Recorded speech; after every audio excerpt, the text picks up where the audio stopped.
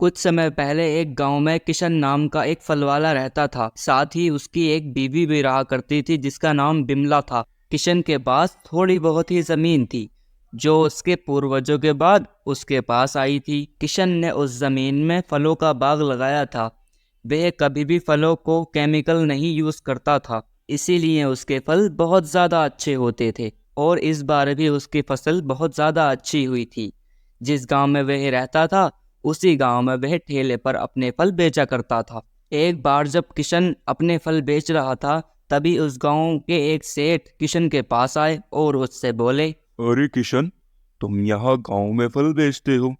इतने सस्ते फल बेचकर तुम्हें क्या ही बचता होगा?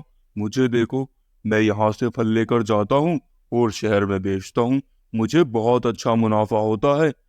अगर चाहो तो तुम भी मेरे साथ चल सकते हो, तुम्हें भी बहुत फायदा होगा। हाँ सेठ जी, ये बात तो ठीक है, लेकिन वहां जाते जाते काफी ज्यादा फल तो सड़ जाते होंगे ना। अरे किशन, वहाँ के लोगों को क्या पता कौन सा फल सड़ा हुआ है और कौन सा ताजा। वहाँ तो सब बिक जाता है और सड़े हुए फल के भी वहाँ पूरे दाम मिलते हैं। मेरी मानो तो तुम भी अपनी दुकान शहर में ही लगा लो, बहुत ज्यादा कमाई होगी तुम्हें वहाँ पर। अरे नहीं सेठ जी नहीं, मैं ऐसे ही खुश हूँ।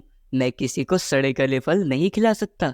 फिर अगले दिन सेठ जी फल बेचने के लिए शहर को चले जाते हैं और किशन अपना ठेला लगाकर वही गांव में फल बेचता रहता है। ऐसी काफी महीने गुजर जाते हैं। एक दिन जब किशन अपने ठेले पर खड़ा होता है तो वहाँ एक बूढ़ी अम्मा आती है और उससे बोलती है, अरे बेटा, मैं बहुत ज़्यादा बीमार हूँ और मेरे घर अब खाने के लिए कुछ भी नहीं है।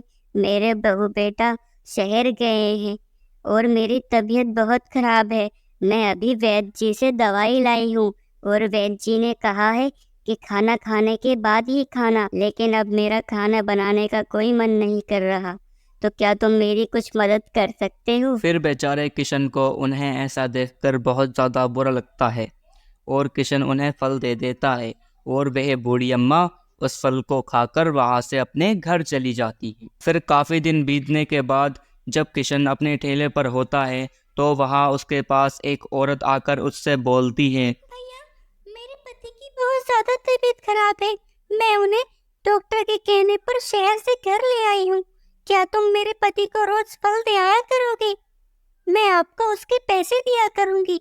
मेरा घर यही बराबर में ही है। हाँ मैं फल दे दिया करूँगा, कोई परेशानी नहीं है। अगले दिन जब किशन अपने बाग से ताज़ा ताज़ा फल तोड़ कर लाया तो उसके घर पहुंच गया और घर जाकर आवाज़ दिया, अरे सुनो, कोई है क्या? मैं ताज़ा ताज़ा फल लाया हूँ, मुझसे कहा था आपने, बाहर तो आओ। जब काफ़ी देर आवाज़ देने के बाद अंदर से कोई नहीं निकला तो फिर किशन बेचारा अंदर ही चला गया और उसने जाकर देखा, अरे सेठ जी आपकी तबीयत कैसे खराब हो गई? आपके तो शहर में बड़ी अच्छी फलों की दुकान थी, क्या हुआ? अरे भाई, मैं अब सेठ नहीं रहा। मैं ज्यादा पैसे कमाने के चक्कर में उन फलों पर केमिकल लगाया करता था और खूब पैसे कमाया करता था। ऐसे ही चलता रहा और एक दिन उन फलों को खाकर एक लड़के की मौत हो गई। इस वजह से उसके घर वालों ने मेरी दुकान चला दी और उस शहर के लोग मुझे ढूंढ रहे हैं।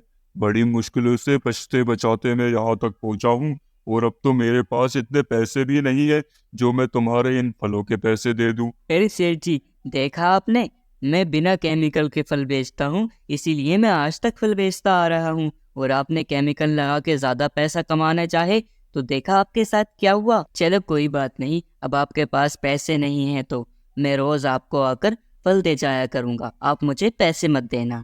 अगले दिन जब किशन अपने फलों के ठेले पर होता है तो वही बुढ़िया जिसे किशन ने फल खिलाए थे उसका बेटा और वो आते हैं और किशन से उसका बेटा बोलता है, भैया, आपका बहुत बहुत शुक्रिया।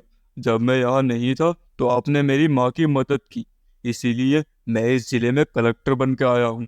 और आपको जब भी कोई परेशानी हो आप मुझे बता देना। ये देखकर किशन का दिल बहुत ज्यादा खुश होता है क्योंकि एक कलेक्टर उसके पास उससे खुद बात करने आया था। किशन की यही दरिया दिली सबको बहुत ज्यादा पसंद आती थी।